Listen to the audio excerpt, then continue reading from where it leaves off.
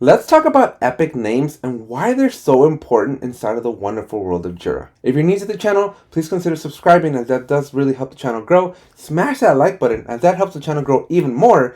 And finally, if you have any questions, comments, or concerns, perspectives, or opinions on this subject matter, let me know in the comment section below.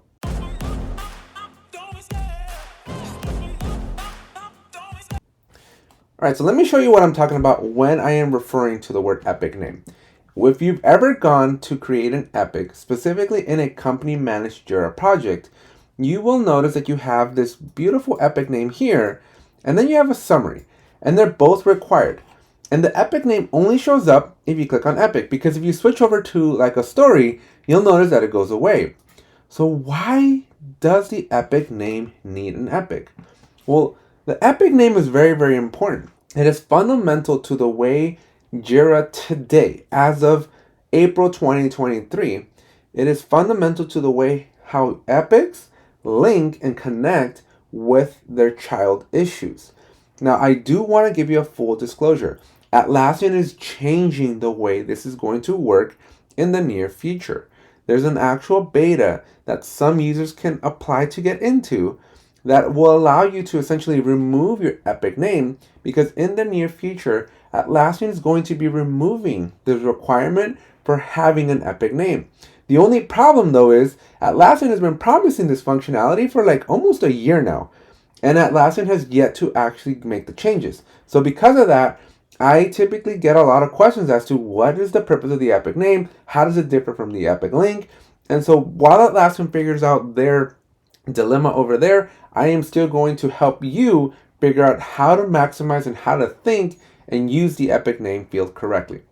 So coming back to Jira, the best way for me to explain how to use the epic name is when you are going to create an epic, and let's just say that this is my epic, we'll just leave it at that. When you go to create the summary, you should copy that summary to your epic name. Now, why should they be the same? Well, fundamentally, if you create epics using other methods, which I'll show you in a second, Jira will automatically, out of the box, under the hood, make those fields exactly the same.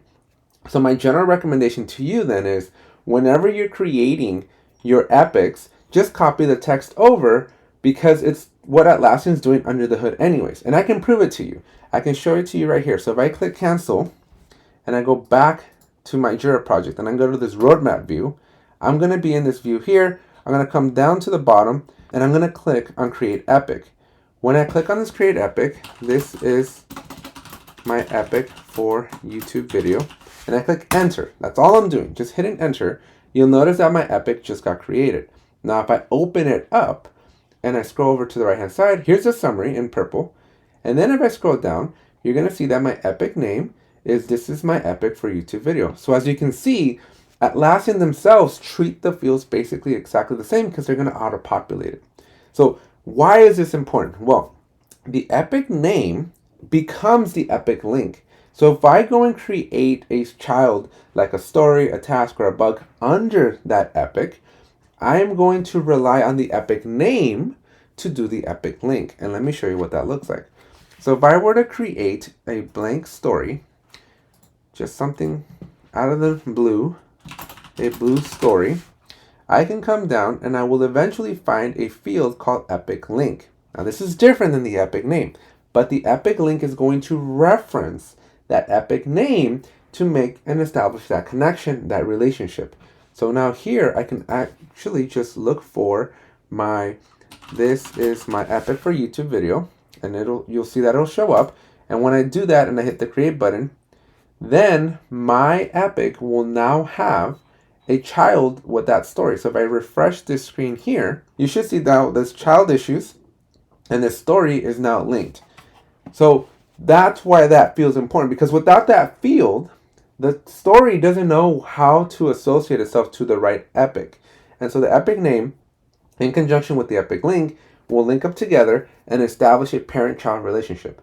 Now, as I mentioned earlier in this video, Atlassian is getting rid of this functionality, because notice when you create a story, you don't give it a story name. But check this phenomenon out. If I go into my story and I create a subtask, this is my sub 1, and I hit enter, there is no parent link, there is no epic link, there is no story link, there's no story name, none of that happens. The story and that subtitle are automatically linked. So this is the direction that Atlassian is going into. Now they're slowly rolling it out. Like I mentioned, there's a beta program. You can kind of get involved with that, but it's still very buggy. I had a team on it, and we actually had to pull out because it's not ready for prime time. Sometimes the epics would completely disappear, and that was no good for anybody. I would be patient and wait until Atlassian finishes rolling out this functionality. I really don't know what's taking them so long, because to me, since you can do it with the story and the subtasks already, like doing it from between the epic and the story should be a no-brainer, but coding is hard, as I've talked before in other videos, and so I do empathize with Atlassian, but this would be a really great feature at Atlassian. We can get it out a little sooner rather than later, because it does cause a little confusion as to why do we have to have an epic name? Why does the epic name have to be the same thing as a summary? And so it just causes a little bit of confusion. But I do want to let you know that if you don't use that epic name, you're not going to be able to create your epic. So that epic name is really, really key. Now, the last piece of advice, the last tip that I'll give you here before I end this video is when you are given your epic name, they don't have to be the same thing as a summary. So if you have a really long title, if you're writing a long bit of text, I would urge you to shrink and compress your epic name, because the epic name is actually a very dominant field that is displayed in your story. Let me show you. If you go to the backlog view, anytime that you see these colors over here on the right hand side, these are the epic names that are inside of the story that is referencing itself back to the epic that it belongs to. So if you have a giant title, then you're not going to be able to fit all that. As you can see here, you could probably fit like maybe 50 characters. So I recommend that you keep your epic names to something that is small, compressed, and succinct, so that you can have a very clear epic description here when you're looking at your story within your backlog view. And that's it for this video. If you found it valuable, hopefully you now appreciate the epic name, and hopefully you are now super excited, because this is all going to go away. This whole relationship thing that you got to do follow these steps is going away very, very soon. Fingers crossed it happens before the end of the year. But again, I've been holding my breath out for almost a year now.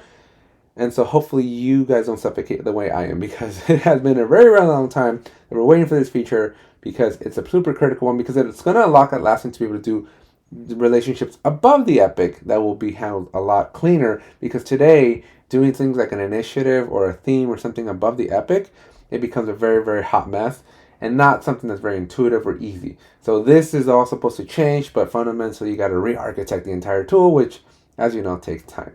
But anyways, if you found this video helpful, please drop a like. Subscribe if you made it this far and you're still not subscribed. It's super easy. Just smash that red subscribe button.